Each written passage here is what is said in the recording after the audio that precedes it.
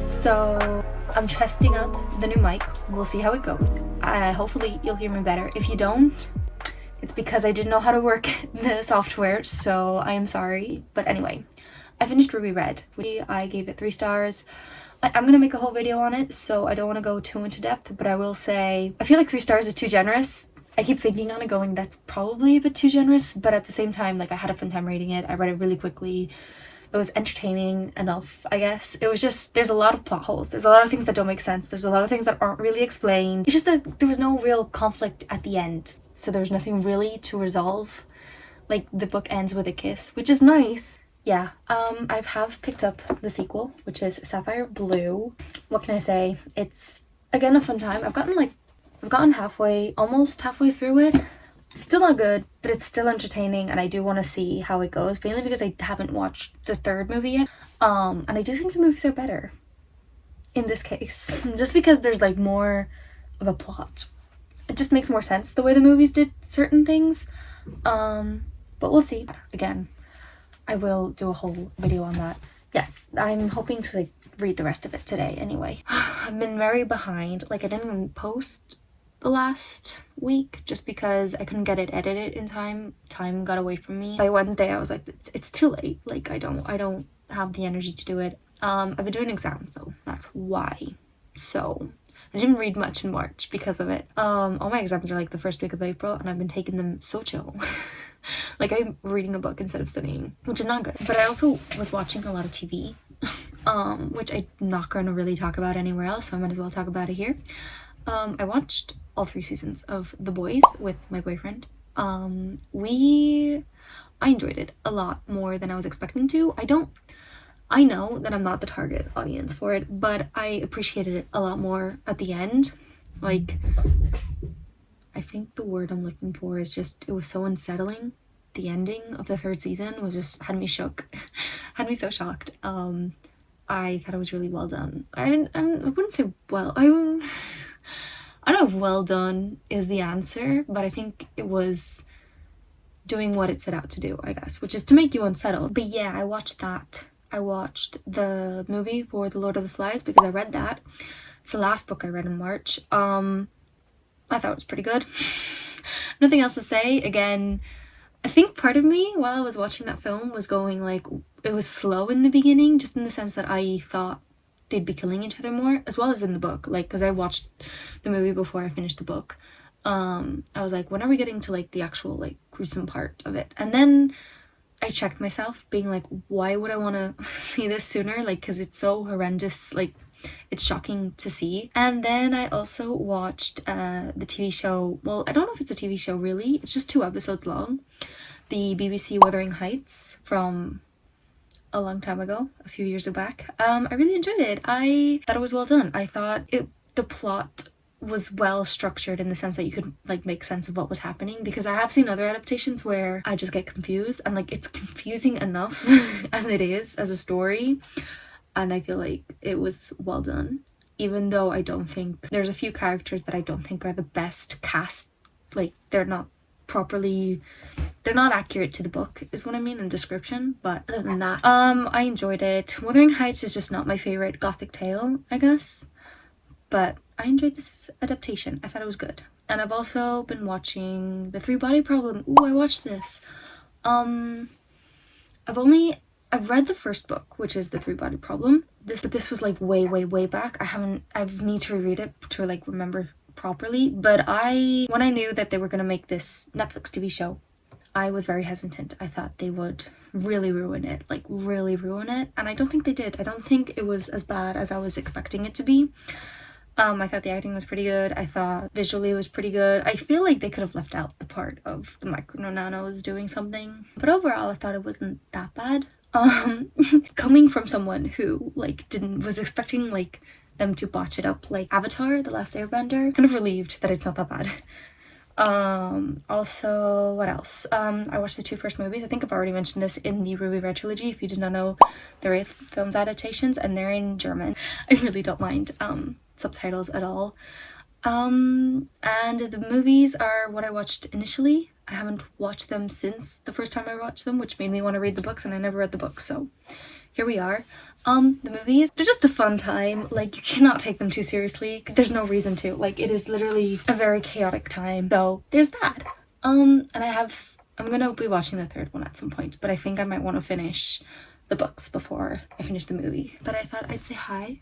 I thought I'd update you on my reading, and might as well talk about TV shows while we're out here, because I watch a lot of stuff when I can. So yeah, and I also really wanted to test out the mic, if that's not very obvious. So that's it. I'll talk to you soon. Bye.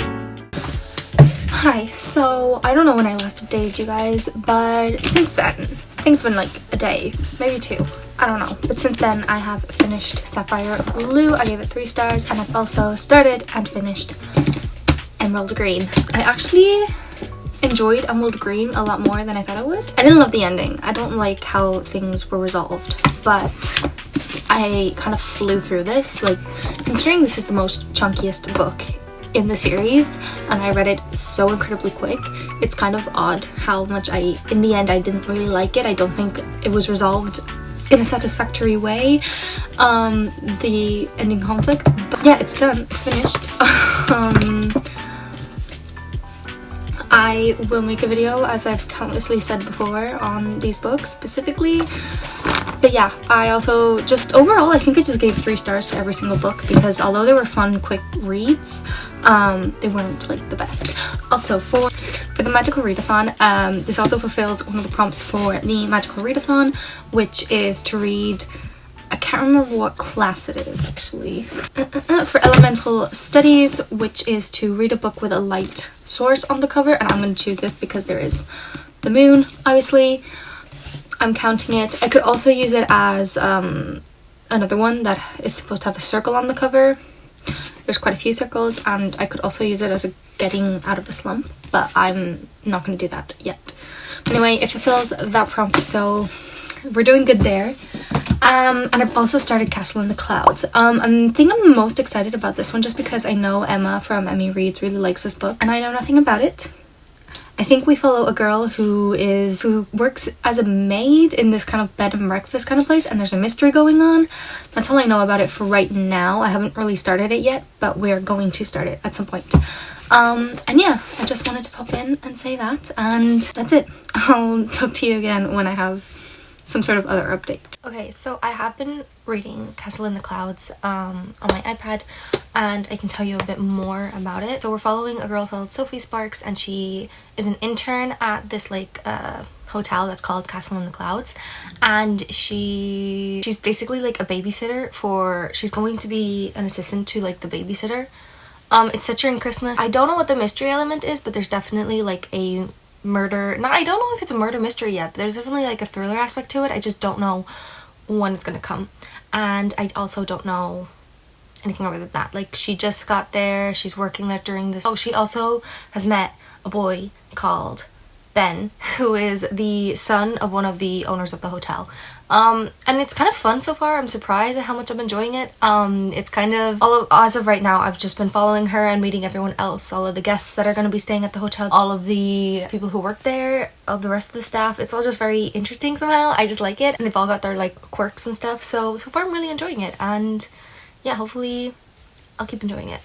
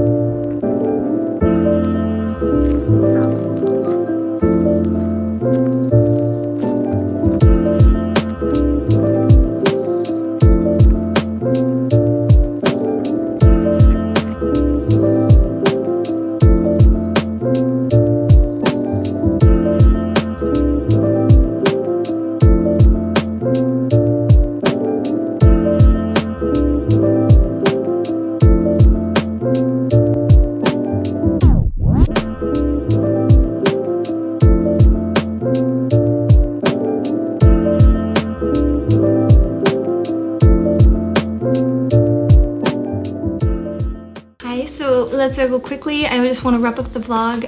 That's the end of it basically. So hopefully you enjoyed. Just wrap up what I've read, because I did end up finishing Castle in the Clouds. I loved it. I gave it 5 stars. I would definitely recommend it for anyone who's looking for just a very charming YA mystery, cozy mystery. It's definitely, I would definitely categorize it as a YA cozy mystery. It is so good. The whole time, all the characters in it, like all the guests that are staying at the hotel, all the people working there, all are so charming. Like, they all have their own charm to them, and I loved reading about it. And I thought it was going to be, even though most of the book it's very mundane, I guess, it's still very good, and the ending is just amazing. Like, it's out of the blue. It's so honestly perfect. I loved it so much, which I wasn't expecting to like it that much, but I really did, so I definitely recommend. I picked up this short book about Julius Caesar's life, who's a dictator in Rome. Obviously, it was just a short biographical book that's like under 100 pages, or about 100 pages. I picked it up just to get a quick read in while I was traveling on the train. I read that and finished it. I don't really have much to say. It was informative, it was short, it was precise, it was interesting, and that's where that's gone. So, but I have picked up The Diary of a Young Girl, which is by Anne Frank. Obviously, I don't really feel like I need to give a synopsis of this book, but I did pick this book up back in 2016, I'm pretty sure. Yeah, that I picked it up in 2016 when I went to Amsterdam and went to the Anne Frank house. And I remember I read through like a good portion of it, like definitely past the halfway mark, but I never finished it. So we're rectifying that now, and I'm rereading it, and hopefully we'll be finishing it this time around. I don't think I've gotten a good portion, a good way through. It's 170 pages. I don't know if enjoying it is the right word to say, but I am kind of enjoying it. I feel like Anne's personality is very relatable to a lot of girls, and just the simple dynamics of the family are relatable, which makes it so much harder to read in some aspects, but it is still very good. And also just like how scared she must have been, and it's just one person, it's just one of the many other people that were out there that were affected by the Second World War. So yes, I have made quite a dent in this, and hopefully I will be finishing it up this weekend. But I don't think I'll be vlogging anymore, so hopefully you enjoyed. I'll just catch you guys in the next one. Hopefully you're having a very nice reading time. Let me know down in the comments what you've read, what you've been reading, what you're reading right now, what you plan on reading, or anything else. You really like anything. I'll always talk about anything to anyone in the comments. So hopefully you enjoyed. I'll see you in my next one. Bye.